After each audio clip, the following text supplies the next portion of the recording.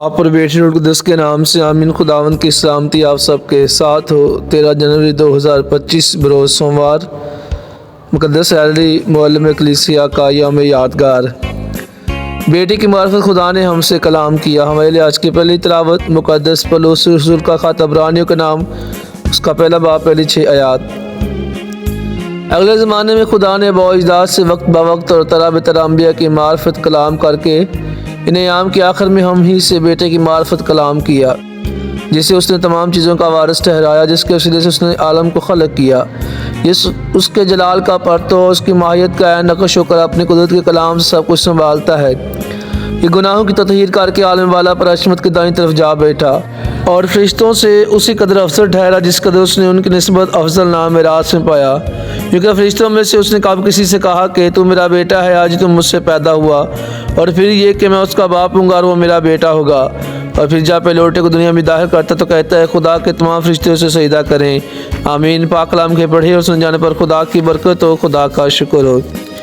ज़बूर उसका जमायती जवाब, तमाम अमूद उसके आगे सजदा करें। खुदावन सल्तनत करता है, ज़मीन खुशी करे, जज़ायर की कसर शादमानी करे, बादल तरीके उसके गिर्द हैं, अदल और इंसाफ उसके तात का क़याम है। जमायती जवाब, तमाम अमूद उसके आगे सजदा करें। अफलाक उसकी सदाकत बयान करते हैं, सब कौमें उसका जलाल देखती हैं, तमाम अमूद उसके आगे सजदा करते हैं। जमायती जवाब, तमाम अमूद उसके आगे सजदा करें, क्योंकि तो है खुदावन तमाम ज़मीन पर मुताल है, तो तमाम ममूद निस्बत बुलंद तरीन है। जमायती जवाब, तमाम ममूद उसके आगे सजदा करें। आमीन। हालेलुया, नारे हम्द, हालेलुया हालेलुया। ऐ खुदावंद हमारे दिलों को खोल दे के तेरे बेटे की बातों को कबूल करें। हालेलुया।